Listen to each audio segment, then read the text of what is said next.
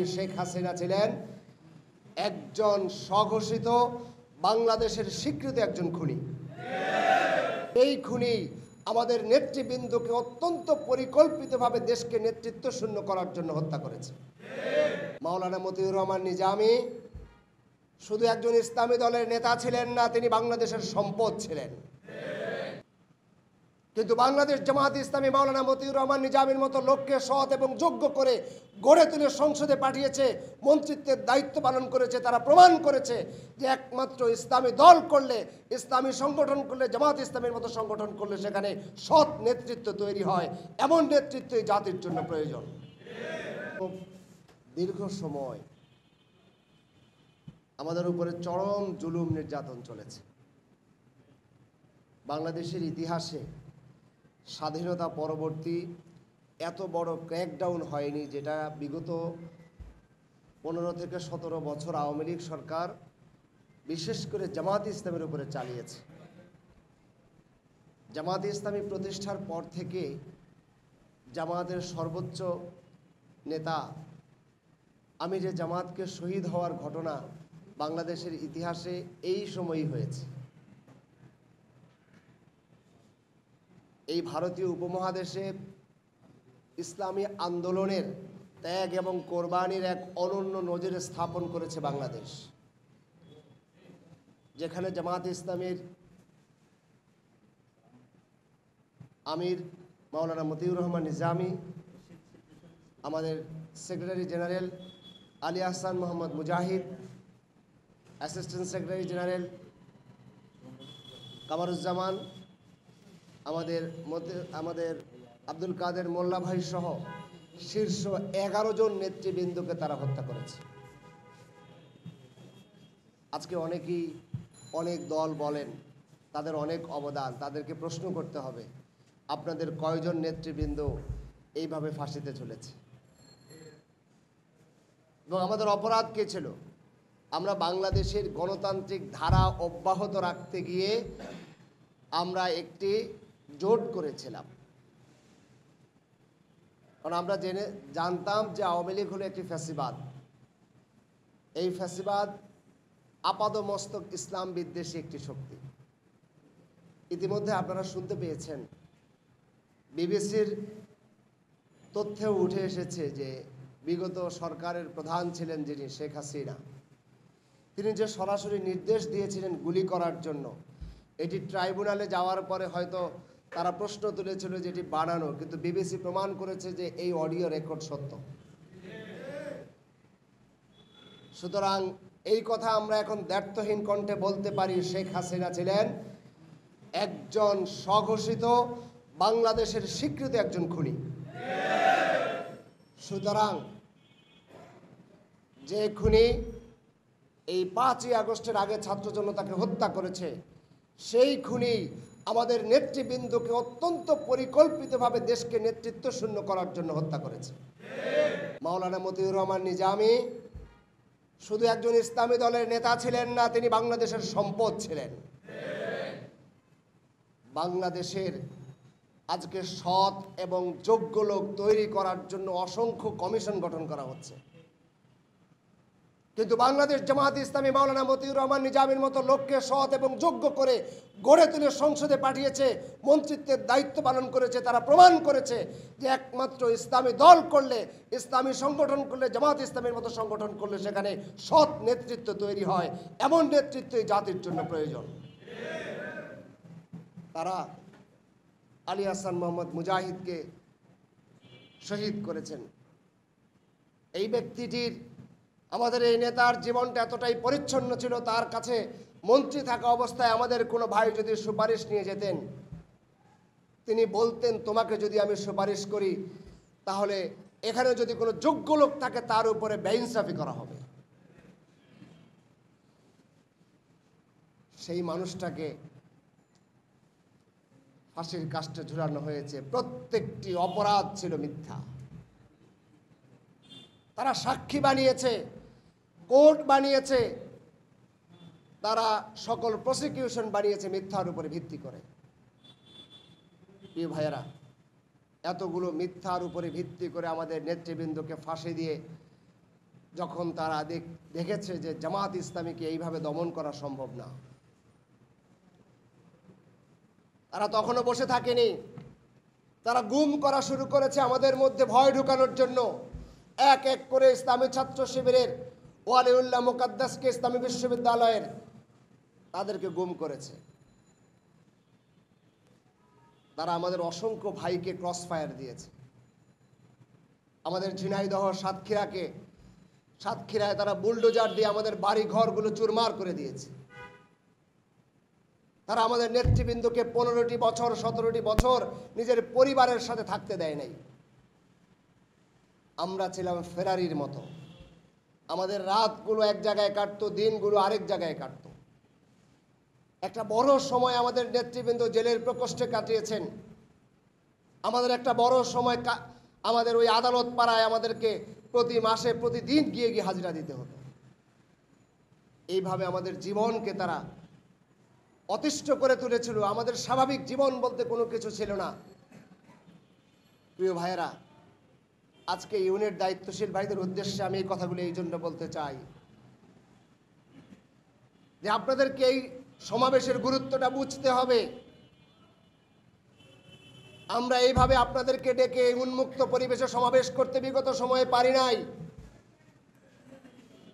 আজকে 5ই আগস্টের আগে জুলাই আগস্টের অভ্যুত্থানের মধ্য দিয়ে ছাত্র জনতার যে স্বতঃস্ফূর্ত আন্দোলন ছিল, সেই ছাত্র জনতার আন্দোলনের ফলেই আজকে বাংলাদেশে একটি নতুন পরিবেশ তৈরি হয়েছে। বাংলাদেশের মানুষ আর ফ্যাসিবাদের মতো আচরণ এবং ফ্যাসিবাদী সংস্কৃতি আর দেখতে চায় না। আমরা একটি সংস্কৃতির পরিবর্তন চাই, শুধু একটি নির্বাচন আমরা চাই না। শুধু একটি নির্বাচন যদি হয়ে যায় তাহলে আবারও ফ্যাসিবাদের উত্থান ঘটবে। যারা আসবে তারা আবার ক্ষমতায় থাকতে চাইবে। কিন্তু যদি এই সংস্কৃতির পরিবর্তন হয় যে কেউ আইনের মধ্য দিয়ে, সিস্টেমের মধ্য দিয়ে কেউ আর ফ্যাসিবাদ হতে পারবে না, তাহলে সেটি হবে বাংলাদেশের জন্য স্থায়ী সমাধান। আমরা জামাতে ইসলামী বরাবর বলে আসছে আমরা এরকম একটি স্থায়ী সমাধান চাই। এই স্থায়ী সমাধান যদি নিশ্চিত করা না যায় তাহলে আবার একটি নির্বাচন হবে। সেই নির্বাচনের মধ্য দিয়ে যারা ক্ষমতায় আসবে তারা এসে আবার আগের মতো প্রশাসনকে তাদের মতো করে সাজাবে, বিচার বিভাগকে তাদের মতো করে সাজাবে। তারা যদি সংখ্যাগরিষ্ঠ আসন পায়, মেজরিটি আসন পায়, তারা সংবিধান সংশোধন করে নিজেদের মতো আওয়ামী লীগ শেখ হাসিনা যা করেছে সংবিধান সংশোধন করে তত্ত্বাবধায়ক সরকার ব্যবস্থা বাতিল করে দিয়ে জাতির সংকট তৈরি করেছিল, আবার যদি কেউ এইভাবে সংখ্যাগরিষ্ঠতা নিয়ে আসে তারা যে করবে না এমন কোনো গ্যারান্টি নেই।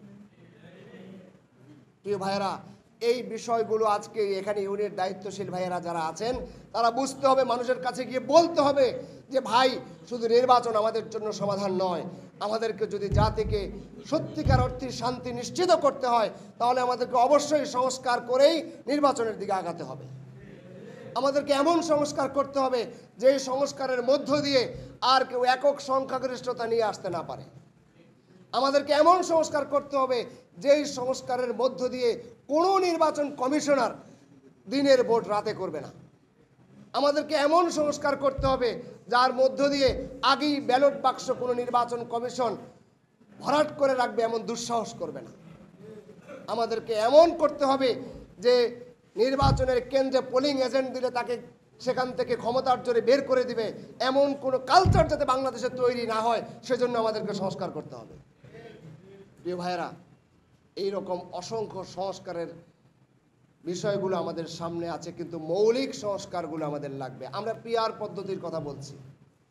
পিআর পদ্ধতি বাংলাদেশের জন্য সবচেয়ে বেশি উপযোগী। কেন বলছি আমরা? কারণ বাংলাদেশের কালচার যদি ভালো হইতো তাহলে পিআর পদ্ধতির কথা আমরা বলতাম না। কিন্তু এখন যারা পিআর পদ্ধতির বিরোধিতা করছে তাদের সংস্কৃতি তো আমরা আগের ফ্যাসিবাদের সাথে মিল পাই। তারা তো এসেই এখনো ক্ষমতায় না আসতেই তারা যা শুরু করেছে, তারা অস্ত্রের ঝঞ্ঝনানি শুরু করেছে, চাঁদাবাজি শুরু করেছে, নির্যাতন শুরু করেছে, ধর্ষণের একটা উৎসব শুরু করেছে। তাহলে তারা ক্ষমতায় আসলে গোটা মানুষ তো আবার জিম্মি হয়ে যাবে তাদের কাছে। তাহলে আমরা তাদেরকেও তাদের শান্তির জন্যই, তাদের নিরাপত্তার জন্যই আমরা তাদেরও কল্যাণ চাই। এই জন্যই আমরা পিআর পদ্ধতির কথা বলছি যে ভাই আপনাদেরকে আবার আমরা এই ফ্যাসিবাদের মতো পরিণতিতে দেখতে চাই না। আপনারাও আমাদের সাথে আন্দোলন করছেন, এই জন্য যেহেতু আপনাদেরকে আমরা ফ্যাসিবাদের পরিণতিতে দেখতে চাই না, এই জন্য পিআর পদ্ধতিতে আসেন। আপনারা চাইলেও আর ফ্যাসিবাদ হইতে পারবেন না। আমরা ওই কথাটা বলতে চাই, কিন্তু আমাদের বন্ধুরা বুঝতে চান না। তারা মনে করছেন যে আগে যা হয়েছে আবার ক্ষমতায় এসে আমরা ওই রকমই করব। তাদের বোঝা উচিত এক মাঘে শীত যায় না। শেখ হাসিনা 2041 পর্যন্ত ক্ষমতায় দেখছিলেন, স্বপ্ন দেখেছিলেন, কিন্তু আল্লাহ তাআলা তার স্বপ্ন পূরণ করেন নাই। অত্যাচার করতে করতে, নির্যাতন করতে করতে, জুলুম করতে করতে এমন পর্যায়ে চলে গিয়েছেন যে আল্লাহর আরশ কেঁপে উঠেছিল। পাখির মতো গুলি করে করে আমার ভাইদেরকে হত্যা করা হয়েছে। ছোট শিশু তাদের হাত থেকে রেহাই পায়নি। মজলুমের আর্তনাদ আল্লাহর কাছে পৌঁছে গিয়েছিল। আল্লামা দেলাওয়ার হোসেন সাঈদীর কি অপরাধ ছিল? এই মানুষটার সাথে মুক্তিযুদ্ধের কোনো সম্পর্কই ছিল না, অথচ সেই মানুষটাকে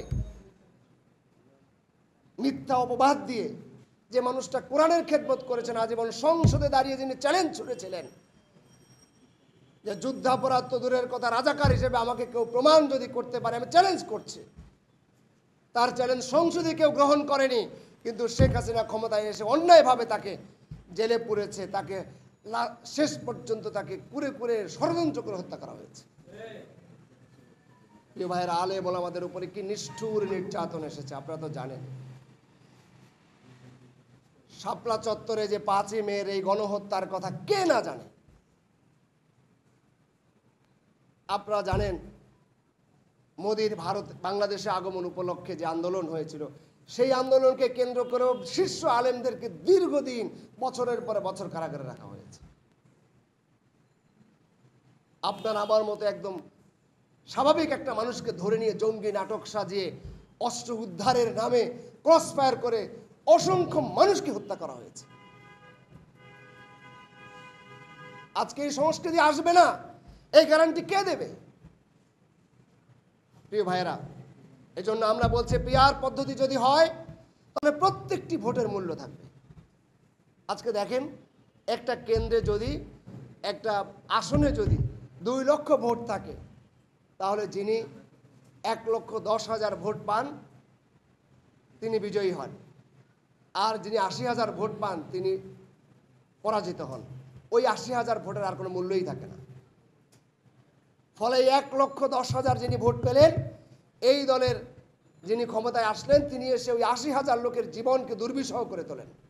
এদেরকে ঘরে থাকতে দেয় না, বাড়িতে থাকতে দেয় না, এদেরকে জেল জুলুম নির্যাতন করা হয়, এদের সম্পদের কোনো গ্যারান্টি থাকে না, এদের বাড়ি দখল করা হয়, জমি দখল করা হয়। এটা কি ইসলামের কোনো ইনসাফের সিস্টেম? ইসলামে ইনসাফের সিস্টেম তো হলো ওইটা, ওই যে 80,000 লোক আপনাকে মতামত দিয়েছে, তার প্রতিও আপনাকে সদয় থাকতে হবে, তার ভোটের মূল্য থাকতে হবে। এই জন্য জামায়াত ইসলামী সহ দেশের বেশিরভাগ ইসলামী দল বলছে, বেশিরভাগ গণতন্ত্রমনা দলগুলো বলছে যে বাংলাদেশে পিআর পদ্ধতি হলো একমাত্র সমাধান, যেখানে প্রত্যেকটি ভোটের মূল্য থাকবে। যার যে যত পার্সেন্ট ভোট, সেই পার্সেন্ট ভোট অনুযায়ী তিনি সংসদে প্রতিনিধিত্ব করবেন। তাহলে এমন একটা যৌক্তিক পদ্ধতিকে তারা এখন বিতর্কিত করার জন্য উঠে পড়ে লেগেছে। তার মানে তাদের উদ্দেশ্য খারাপ। তারা পিআর পদ্ধতি চায় না, তারা আবার ওই রকম পদ্ধতি চায় যে পদ্ধতিতে তারা বিজয়ী হয়ে এসেই আবার নির্যাতন করতে পারবে, আবার দখলবাজি করতে পারবে। বাংলাদেশে যেই পরিমাণ বাজেট হয়, এই বাজেটের যদি 60% কার্যকর হইতো, তাহলে বাংলাদেশ বিশ্বের একটা উন্নত রাষ্ট্রের পর্যায়ে চলে যেত। অথচ বাংলাদেশের এই বাজেটকে যেই সরকারি ক্ষমতায় এসেছে, তারা এই বাজেটটাকে কেটে কেটে খেয়েছে। 100 কোটি টাকার বাজেট 3 বার 4 বার 5 বার করে বাড়িয়ে বাড়িয়ে বাড়িয়ে বাড়িয়ে এমন করা হয়েছে যে সেই বাজেট থেকে টাকা খেয়ে ফেলেছে। প্রিয় ভাইয়েরা, আমাদের প্রধান অতিথি চলে এসেছেন। আমি আর আমার বক্তব্য দীর্ঘায়িত করব না, যেহেতু আমাদের প্রধান অতিথি চলে এসেছেন। আমি আমার কথা শেষ করছি। ওয়া মা তাওফীক ইল্লা বিল্লাহ। আসসালামু আলাইকুম।